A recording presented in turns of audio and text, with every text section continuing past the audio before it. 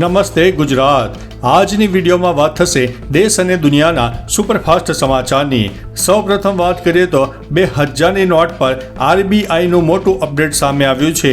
RBI 2000ની not બંધ કર્યાને લગભગ 2 વર્ષ થઈ ગયા છે, પરંતુ 2000ની નોટો હજુ પણ જોવા મળી રહી છે। 6,818 કરોડ રૂપિયાની નોટો હજુ પણ ચલણમાં છે। તમને જણાવી દઈએ કે 2000ની નોટો હજુ પણ કાયદેસર ટેન્ડર છે, એટલે કે તેને અમાન્ય જાહેર કરવામાં આવી નથી। તમને જણાવી દઈએ કે આરબીઆઈએ 19 મે 2023ના રોજ 2000 રૂપિયાની બેંક નોટને ચલણમાંથી પાછી ખેંચવાની જાહેરાત કરી હતી। ત્યારથી 98.26% નોટો બેંકમાં પાછી આવી ગઈ છે। મિત્રો, અન્ય મહત્વના સમાચારની વાત કરીએ તો ગુજરાતમાં ફરીથી મેટ્રોના કેબલ ચોરાયા છે।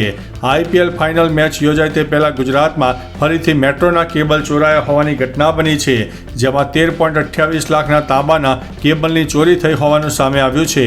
23 જેટલા કેબલની ચોરી થઈ છે। આ કેબલ કોણ ચોરી જાય છે તે તપાસનો વિષય બન્યો છે। રાત્રે મેચ પતી ગયા બાદ 3 વાગ્યાની આસપાસ ચોરીની ઘટના બની છે। ખાસ કે મેટ્રોની મુસાફરી થંભી ન જાય તે માટે રાતોરાત કામગીરી હાથ ધરીને સવારે મેટ્રો દોડતી કરવામાં આવી હતી। મિત્રો, અન્ય મહત્વના સમાચારની વાત કરીએ તો ભાજપના કરોડપતિ ઉમેદવાર જોવા મળ્યા છે। વિસાવદર વિધાનસભા પેટા ચૂંટણી માટે ઉમેદવારોએ ઉમેદવારી પત્ર સાથે સોગંદનામા રજૂ કર્યા, જેમાં ભાજપના એક ઉમેદવારની મોટી મિલકત સામે આવી છે। ભાજપના ઉમેદવાર કિરીટ પટેલે 2017ની ચૂંટણી વખતે જે સોગંદનામું રજૂ કર્યું હતું તે મુજબ 2017માં બેંકમાં 31,98,888 રૂપિયા અને પત્નીના નામે 7,08,598 રૂપિયા દર્શાવ્યા હતા। આ વખતે બેંક ખાતામાં 1 કરોડની એફડી અને 4 બેંકમાં 15,000થી 4.09 લાખ રૂપિયા દર્શાવ્યા છે। મિત્રો, અન્ય મહત્વના સમાચારની વાત કરીએ તો ફોટો આવી લાગે છે ખાન સરની પત્ની। બિહારના પ્રખ્યાત ખાન સરે લગ્ન પછી સાંજે રિસેપ્શન પાર્ટીનું આયોજન કર્યું। રિસેપ્શન પાર્ટીમાં ઘણી મોટી હસ્તીઓ હાજર રહી હતી। હવે રિસેપ્શન પાર્ટીના ફોટા અને વિડીયો સામે આવ્યા છે।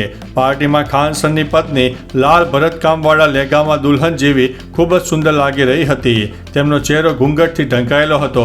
ખાન સર સૂટમાં આછા ગુલાબી શર્ટ અને લાલ ટાઈમાં ખૂબ જ સ્માર્ટ લાગી રહ્યા હતા। મિત્રો, અન્ય મહત્વના સમાચારની વાત કરીએ તો રત્ન કલાકારો માટે આવ્યા છે સારા સમાચાર। સરકારે રત્ન કલાકારો માટે સહાય યોજના શરૂ કરવાની કવાયત હાથ ધરી છે, જેમાં સુરત કલેક્ટર કચેરી ખાતે બેઠક યોજાઈ હતી, જેમાં નિર્ણય લેવાયો છે કે સહાય માટે રત્ન કલાકારે ફોર્મ ભરવું પડશે। આ ફોર્મ જિલ્લા ઉદ્યોગ કેન્દ્રની વેબસાઇટ અને કલેક્ટરની વેબસાઇટ પરથી મળી રહેશે। ફોર્મ ભરવા માટેનું સ્થળ જાહેર કરવામાં આવશે। રાજ્યના કોઈપણ જિલ્લામાં રત્ન કલાકાર સહાય ફોર્મ સબમિટ કરી શકશે।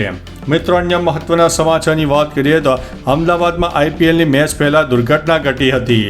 અમદાવાદના નરેન્દ્ર મોદી સ્ટેડિયમમાં આઈપીએલની ફાઇનલ મેચનું આયોજન હતું। આ પહેલા મોદી સ્ટેડિયમના ગેટ નંબર 1ની સામે આવેલી દુકાનમાં આગ લાગવાની ઘટના બની। અચાનક ગેસ સિલિન્ડરમાં આગ લાગી હતી। આગ લાગતા સ્ટેડિયમની બહાર લોકો અને ફેરિયાઓમાં દોડધામ મચી જવા પામી। ફાયરની ટીમે આગને કાબૂમાં લીધી હતી। રાહતની વાત તો એ છે કે આ આગમાં કોઈ જાનહાનિ થઈ નથી। મિત્રો, અન્ય મહત્વના સમાચારની વાત કરીએ તો જી એડવાન્સનું પરિણામ જાહેર। અમદાવાદનો મોહિત ચમક્યો છે।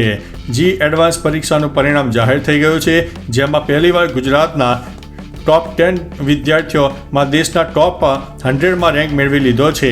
વર્ષ 2024માં 6 વિદ્યાર્થી દેશના ટોપ 100માં હતા।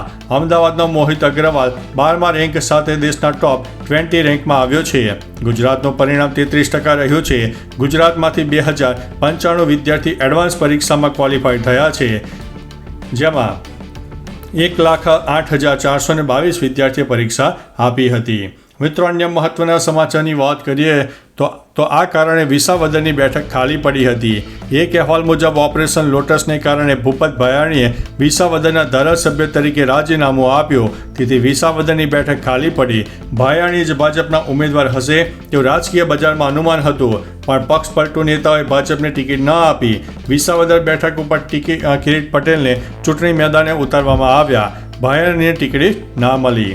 મિત્રો, અન્ય મહત્વના સમાચારની વાત કરીએ તો અમદાવાદ શહેરમાં એક જ દિવસમાં કોરોનાના 60 કેસ નોંધાઈ ગયા। અમદાવાદ શહેરમાં કોરોનાના કેસમાં ઉછાળો આવ્યો છે।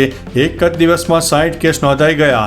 હાલ કુલ 330થી વધુ કેસ નોંધાયા છે, જેમાં 241 એક્ટિવ કેસ છે. લગભગ 88 દર્દીઓ ડિસ્ચાર્જ થઈ ચૂક્યા છે. શહેરના બોપલ, ગુમા, થલતેજ, ગોતા, ચાંદલોડિયા, વસ્ત્રાપુર, સેટેલાઇટ, જોધપુર, સરખેજ, મક્તમપુરા, વાસણા, પાલડી, ચાંદખેડા, મોટેરા, સાબરમતી, ન્યૂરાણી, વેજલપુર જેવા વિસ્તારોમાં 190થી વધુ કેસો નોંધાઈ ગયા છે.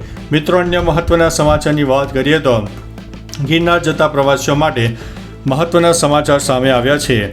ગિરનાર જતા લોકો પર્વત પર ચડવા માટે રોપવેનો સહારો લેતા હોય છે. હવે આવા લોકો માટે માઠા સમાચાર છે. ખાસ કે રોપવે ઓથોરિટી દ્વારા મહત્વનો નિર્ણય લેવાતા પવનની ઝડપ વધુ હોવાથી ગિરનાર પરનો રોપવે અત્યારે બંધ કરી દેવામાં આવ્યો છે. જો તમે પણ ગિરનાર જતા હોય તો આ સમાચાર તમને ઝટકો આપી શકે છે. ભારે પવનને કારણે રોપવે બંધ કરી દેવાયો છે, કેમ કે સહેલાણીઓના હિત માટે આ નિર્ણય લેવામાં આવ્યો છે. મિત્રો, અન્ય મહત્વના સમાચારની વાત કરીએ તો પાકિસ્તાનની સુંદર સ્ટાર સનની હત્યા થઈ છે. પાકિસ્તાનના ઇસ્લામાબાદમાં સોશિયલ મીડિયા ઇન્ફ્લુએન્સર અને ટિકટોક સ્ટાર સના યુસુફની તેના ઘરમાં ગોળી મારીને હત્યા કરવામાં આવી. પોલીસના જણાવ્યા અનુસાર સનાને ખૂબ જ નજીકથી એના અજાણ્યા વ્યક્તિએ ગોળી મારી દીધી હતી. હુમલાખોર ઘરમાં મહેમાન તરીકે ઘૂસી ગયો અને ગોળી મારીને ભાગી ગયો. હાલમાં હત્યાનું કારણ જાણી શકાયું નથી. પોલીસ આરોપીને શોધી રહી છે. મિત્રો, અન્ય મહત્વના સમાચારની વાત કરીએ તો શાળાને બોમ્બથી ઉડાવી દેવાની ધમકી મળી. અમદાવાદમાં શાળાને બોમ્બથી ઉડાવી દેવાની ધમકી આપવામાં આવી હતી. અમદાવાદમાં એસપી રિંગ રોડ પર જેનેવા લિબરલ શાળા આવેલ છે, જેને ધમકીભર્યો ઈમેલ સેન્ડ કરવામાં આવ્યો હતો, જેને લઈને શાળાએ પોલીસ અને ડીઈઓ કચેરીને જાણકારી આપી હતી. તો ચાલો મિત્રો, ફરીથી દેશ અને દુનિયાના સુપરફાસ્ટ સમાચાર લઈને મળતા રહેશો. ત્યાં સુધી અમને રજા આપશો. નમસ્તે.